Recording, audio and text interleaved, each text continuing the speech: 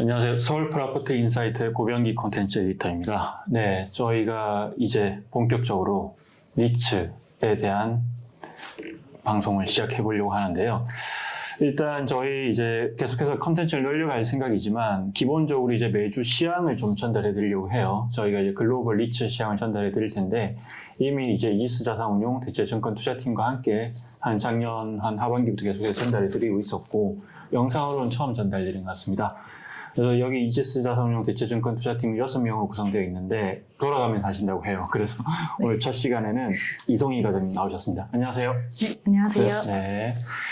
과장님 두 달 동안 저랑 같이 하시는 거죠? 네. 네. 저희가 이제 자기소개 시간 가졌는데 네. 자연스러우셔가지고 아마 그래서 제일 처음으로 내보낸 게 아닌가 그런 생각하고 좀 기대가 됩니다. 네. 일단 뭐 시향을 한번 얘기를 해보죠. 이 기준은 3월 31일 기준인가요? 네, 어제자 기준입니다. 네, 매주 목요일 이제 기준으로 해서 시향을 전달해 드릴 테고 지난 한 주 동안 좀 특징 먼저 들어볼까요?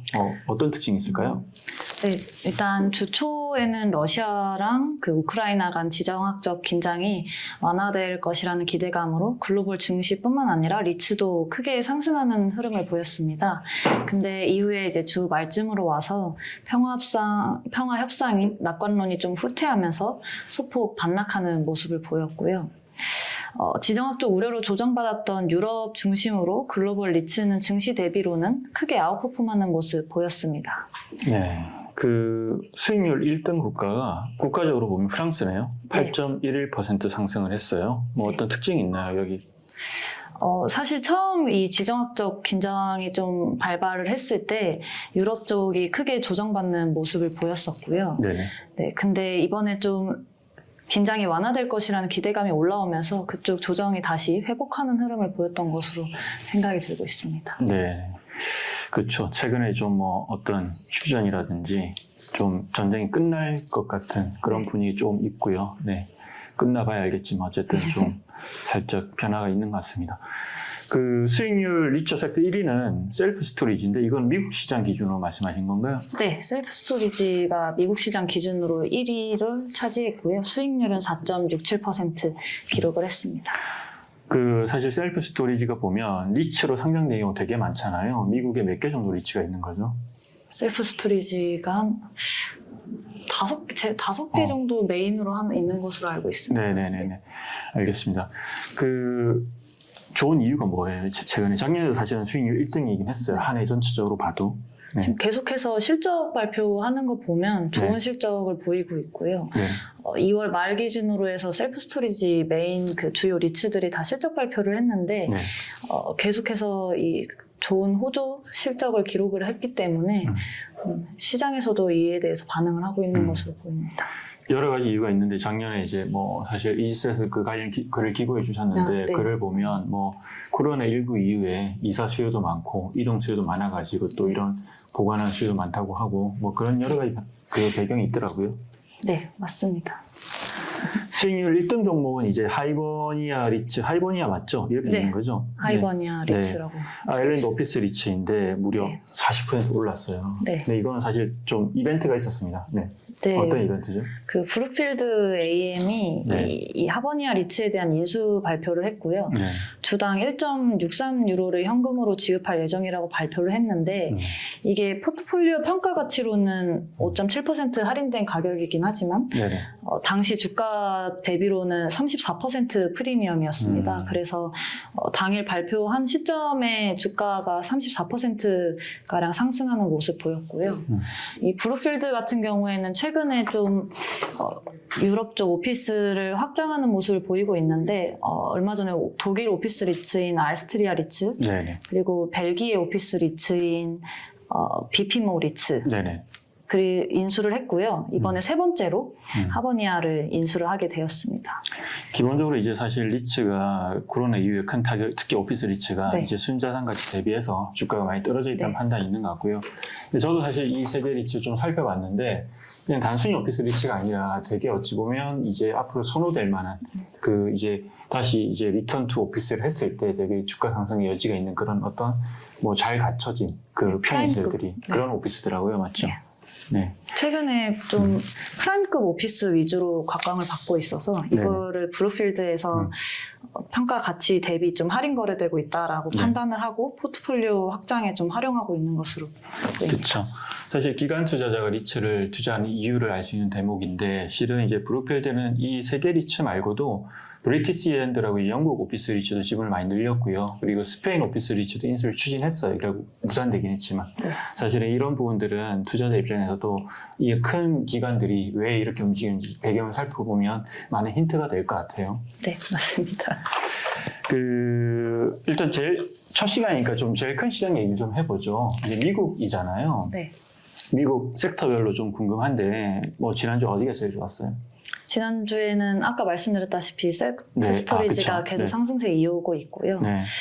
그리고 금리 상승으로 좀 조정받았었던 데이터 센터나 물류, 그리고 통신타워 섹터 등도 최근에 좀 조정을 받으면서 밸류에이션 매력이 부각되고 2주 연속으로 상승하는 모습 보이고 있었습니다. 그러네. 이 하이 섹터를 보면 한 10여 개 정도 섹터가 있는데 뭐 네. 하락한 거는 이제 팀버, 네, 이제 팀버. 산림에 투자한 리츠, 네, 그 하나 정도 빼고는 다 상승을 네. 했네요. 네.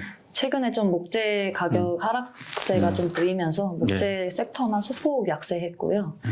나머지는 전반적으로 다 상승세 계속 기록하고 있습니다. 네. 사실 이제 상당 안 좋았던 호텔이라든지 이런 쇼핑센터, 리테일 섹터도 상당히 좋네요. 지금 보니까 네. 주거는 여전히 좋은 것 같고요. 네. 뭐 이 주간 이제 좀 주목할 만한 뉴스들을 몇 개 꼽아 오셨어요. 첫 번째 금리인데 네. 이게 사실 금리에 대해서 말이 많은데 네. 기본적으로 이제 보면 이제 미국의 부동산 회사들이 금리에 대해서 이제 발표한 자료들을 보면 금리라는 건 결국 이제 경기 회복의 어떤 시그널이 함의가 되어 있는 거고 리츠에도 긍정적인 영향을 미친다고 하는데 그거는 사실 뭐 일반적인 경우 그렇지만 지금 너무 급하게 이제 금리에 뛰잖아요. 뭐 어떤가요, 분위기가? 최근에 그 리츠들도 부채 발행을 하면서 자금 조달을 하고 있는 모습을 보이고 있는데 확실히 6개월 전 대비로는 그 조달 금리가 100bp 이상 이제 상승한 모습이라서 저금리 기조에서는 조금 바뀐 듯한 모습은 확실해진 것 같고요. 근데 다만 최근에 이슈가 되고 있는 게 장단기 금리 스프레드가 좀 축소되고 있는 게 이슈가 되고 있습니다. 근데 사실 리츠 입장에서 보면 장기 금리는 뎁 코스트로 좀 보고요. 단기 금리는 이제 CPI로 연동한 임대료 상승 쪽으로도 바라볼 수 있기 때문에 장단기 금리 스프레드가 축소되는 시기에는 오히려 리츠는 긍정적인 흐름을 보일 수 있는 가능성도 있기 때문에 최근에 이런 거를 고려해서 이제 증시 대비해서 리츠가 좀 아웃퍼폼하는 모습이 나타나는 이유도 이 중 하나이지 않을까라는 생각은 하고 있습니다. 그래 실제로 지난주만 보더라도 증시 대비해서 상당히 이제 리츠 전반적인 주가 상승률이 높네요. 보니까. 네. 대부분 상회를 했고요. 투자자들도 모두 알고 계시는 것 같습니다. 네, 그리고 사실 실제로 그럼 임대료 인상하는 게 되게 눈에 띌 정도로 많이 반영이 되고 있겠네요. 지금 보니까.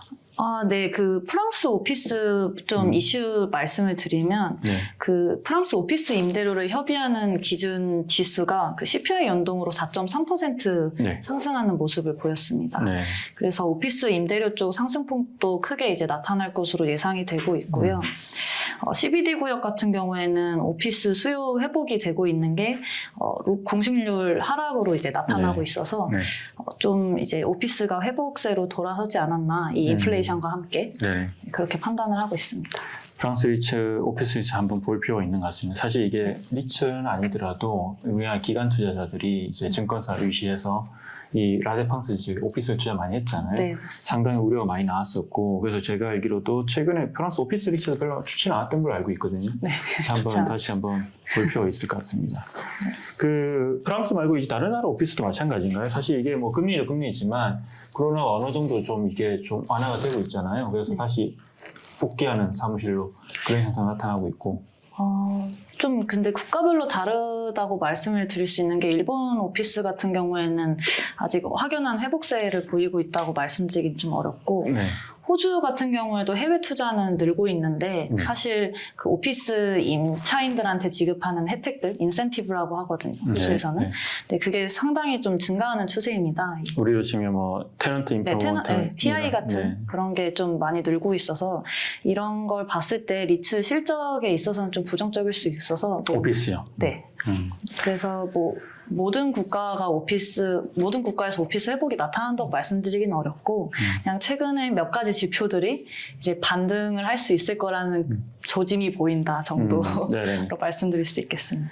예, 사실 한국은 뭐 코로나 때문에 특별히 재택근무 엄청 늘지는 않았고 근데 요즘에 오피스 수요는 많은데 공급이 워낙 부족하다 보니까 임대료가 많이 뛰고 있다는 얘기는 들려요. 그리고 안 그래도 오늘 자료 보시니까 또 오피스 리츠 임대료 얘기가 있네요. 그러니까. 그 NH 오런 리츠 같은 경우에도 그 주요 임차인인 그 썬데이토즈가 기존 계약보다 임대료를 12.3% 상승한 상태로 이제 재계약을 체결을 했다고 합니다. 그만큼 한국 오피스 시장 같은 경우에는 임대인에게 좀 더 우호적인 지금 환경이 펼쳐지고 있는 것으로 보입니다.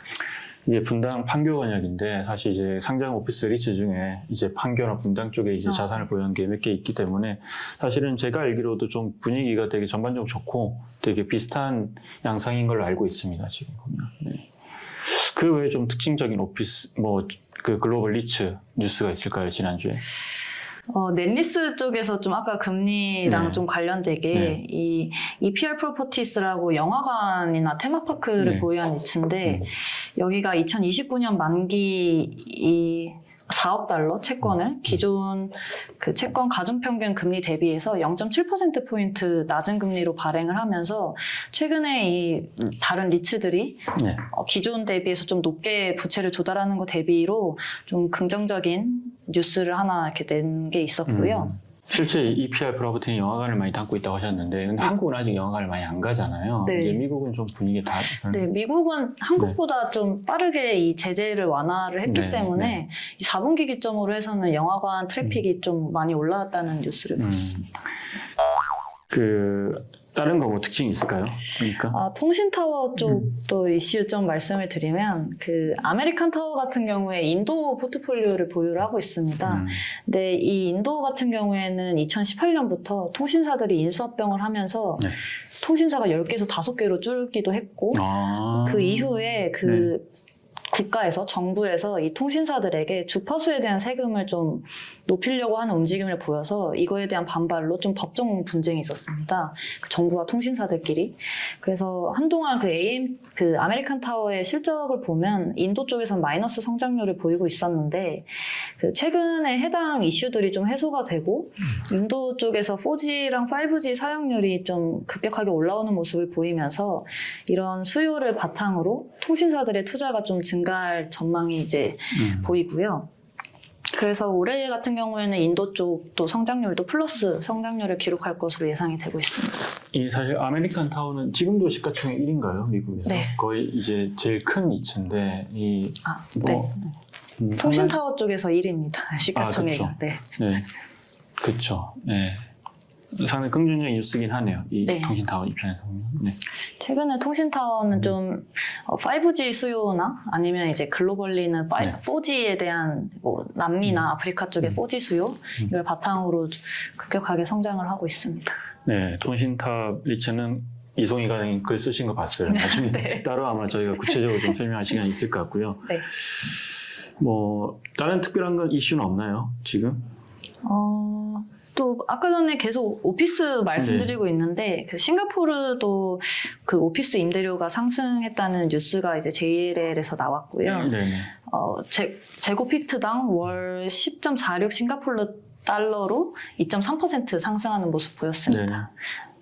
싱가포르 쪽은 이제 테크 기업이랑 금융 기업들 쪽 임차 수요가 좀 빠르게 올라오고 있는 것으로 보이고요. 그렇죠. 싱가포르는 사실 이제 저희도 싱가포르 거래소에서 주간 시향을 받아보고 있는데 이번 주 조처에 받은 게 이제 입국 완화, 그러니까 코로나 방역 이제 거리두기 제한 완화로 인해 가지고 지난주 이제 3월 말에 이제 발표를 한 것 같더라고요. 그래서 이제 리테일이나 호텔 리츠 특히 많잖아요. 거기는 내수에 많이 의존하고 실제로 그 발표한 날 자금 유입도 있었고 대체로 상승을 했더라고요.